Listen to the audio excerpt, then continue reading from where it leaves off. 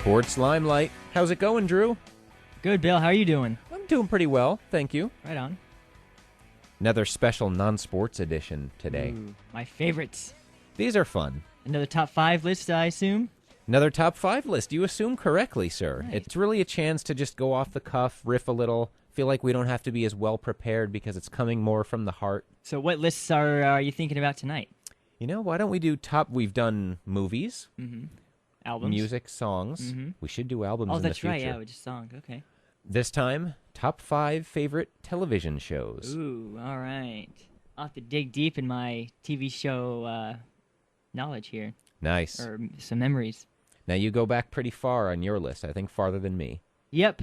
Try to get some shows that I watched pretty much almost all of the seasons. I like it. Or also, I have a new show here, so. Awesome. Well, let's dive right into it. Who do you have at number 5? Number 5, I'm starting off with a cartoon, Doug. Wow. Yeah. Nickelodeon getting some love there. That's right. Yeah, it was a pretty big show when I was growing up. Loved Doug. Thought he was the coolest guy, you know, a real nice guy. Patty Mayonnaise was a cute chick. And his friend Skeeter. That's right. And Mr. Dink, right? That's right, Mr. Dink, the scientist, right? He had kooky music behind him every time he appeared. That's right. And, of course, his trusty friend and dog, Porkchop. So, Doug, I've got number 5, a current show, one that has deserved way better treatment from NBC, but is not dead yet, Community. Oh, yeah. Joel McHale, Chevy Chase, terrific cast. They all fit their roles so well. They don't depend on one single character that much. Just hilarious, so witty, so quick. I can't laugh for too long at any given joke because they come so fast and I'll miss the next one. It's in its 3rd season, was put on hiatus there because, you know, NBC, you got to have Whitney on the air. So, Man, that's ridiculous. that is ridiculous. Good word choice there, Drew. But it's coming back March 15th for the rest of its season 3 run, and then they'll decide after that whether to continue with it. But now, great show. Do you see that show moving up as the seasons progress? That's a great question. This is such an incomplete work at number 5. That's how good it is to me that I put it over shows that get honorable mention, like Beavis and Butthead, 24, 30 Rock, where they had, you know, complete runs, and Community only 2.5 seasons is already number 5. That's pretty impressive. So my number 4 is a current show as well, Modern Family. I like Modern Family. That is also a show where it's not heavily based on one character. You got multiple families of different cultures, and you know there's a gay couple in there, which is actually the funniest of the whole characters. Cameron and Mitchell. Yeah, Cameron and Mitchell. Yeah, funny guys there. But yeah, I mean, what's his name? Al Bundy. Ed O'Neill. Ed O'Neill. Yes, he's man, great. He He's the reason I gave the show a try when it first started. And Phil Dunphy, what a great character. Yeah, dude. He's my favorite. He is hilarious. My number 4 perhaps could be higher, but it's such a tough fight in these top 4. South Park. Ooh, South Park. Always good social commentaries, you know. Yes, they seem to be very topical and very current in their episodes. They had an episode once, Simpsons Did It, was the title. Yes, I remember that. Where, you know, it was the Simpsons have done everything, and, you know, so it's not that bad to kind of do the same thing, too.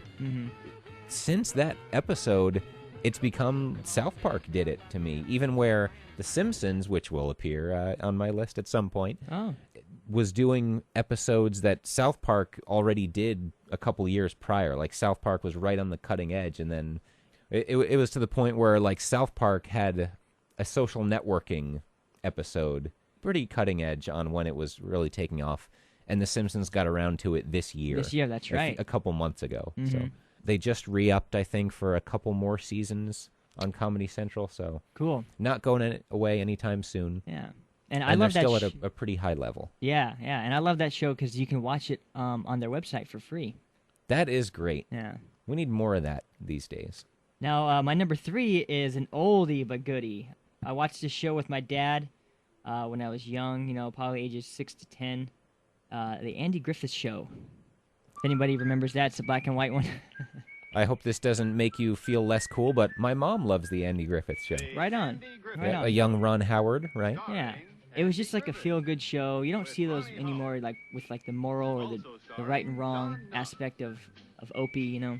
So wholesome, yeah. Yeah. TV Small town. TV today compared to that, boy, it's totally different. Yeah. I've got my number 3 is also my oldest show on the list, Cheers. Cheers to you, Bell. Thanks. Oh, thank you. Yeah.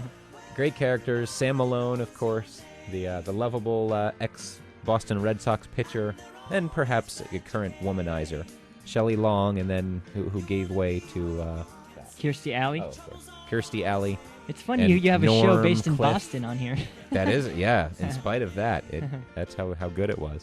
They had a great run. I think they had 11 or 12 seasons of Cheers, and it was right when I was old enough to remember TV shows. Yeah, of course, the spin-off Frasier.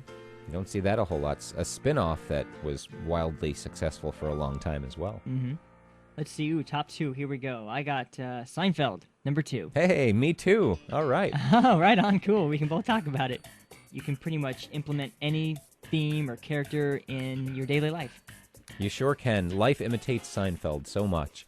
I usually don't let popularity of things determine how much I like them, but Seinfeld gets kind of extra credit because I know that I can say, oh, this situation that's happening right now is like this Seinfeld where, exactly. Jerry was trying to rent a car, and I can have pretty good confidence that the person I'm talking to has seen it. You can make a reservation, you just can't hold the reservation. That's right.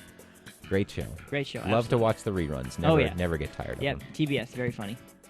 So number 1 for you, Drew. All right. This is a show I watched pretty much all throughout adolescence for the 4 or 5 years it was on. Saved by the Bell. Yes. Man, when I was growing up, I was about 10 years old at the time.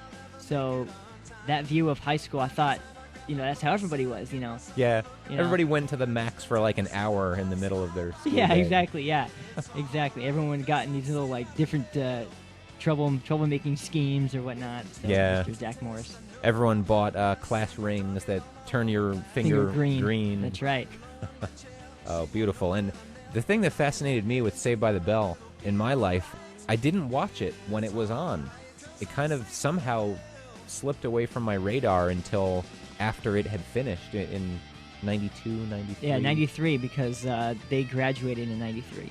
All right. Yeah, class of 93, it says it right there on the banner. Nice. So I never set out to watch it. It was never appointment viewing for me, yet because of syndication, it was just on, I think, when I got home from school on TBS or one of those channels. Right. I've seen every episode without ever seeking them out. Yeah, now I want to kind of be clear on what Saved by the Bell means. It means the one after Good Morning Miss Bliss and Yes. before the college years and all the other new crap that came out. Yeah, so no Mike Golick, right? Right. Or Bob Golick. Yeah, one of those Golics. No Golicks. Yeah. What was the girl in the middle school years that didn't come along? Oh, yeah, I remember her. Yeah, she was like the white chick with the dark hair. Nikki, maybe? Yeah, Nikki, that sounds about right. Okay, Mikey and Nikki. They probably, Yeah. I picture they did some sort of market testing where they showed people, how do you feel about these characters? And Mikey and Nikki probably scored really low. They didn't really add much to the show. So, Yeah. all right, you're out, and we're bringing in Elizabeth Berkley and Tiffany Amber Thiessen. Ooh, Elizabeth And Berkley? Nice. I'm so excited. I'm so scared. I need them, Zach. Oh, man. Oh, and of course, Gotta have the muscle. Mario Lopez. Mhm. Doing curls in the locker room. My number 1 is The Simpsons. It's hard to see that now if you've only been watching The Simpsons the past, I'm going to say 4 years. 4 years? There are Simpsons fans more critical than I that'll go even before that and say, it stopped being good in, 8 years ago or whenever, but I'll estimate the last 3 or 4 years where the decline started. But at its peak, man, there was nothing like it. Yeah, now the show started in, 1990, right? 1990, I remember it by, I was in 4th grade and so was Bart Simpson. Oh, and nice. now I'm 30. Okay. Bart's still in 4th grade. Yeah. I never really got that involved in The Simpsons. I mean, I know the characters and, all the different types of shows, but it never, I guess I was just young enough to not get all the adult-themed humor that went along with it. Yeah. So I still was kind of confused that it was a cartoon, yet it was on in prime time. Yeah, really the first of that kind. Mm-hmm. That'll wrap up our top 5 lists. What are you watching these days that you like that didn't make your list? Well, aside from Modern Family, I'm getting into Breaking Bad. Oh, I want to watch that. That is, I just now recently started watching it, and I guess it's on season 5 now. So, kind of going through the Netflix Cool. instant queue, and Good, they're available on there. Yeah, and then just catching up on the South Park.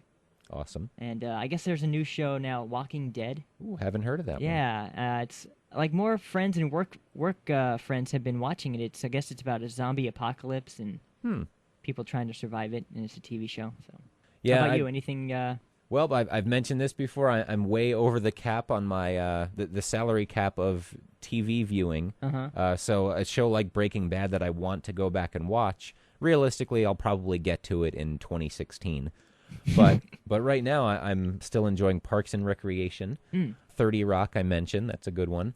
And then 2 shows on FX, It's Always Sunny in Philadelphia, and a surprise one that I didn't expect that much from, The League.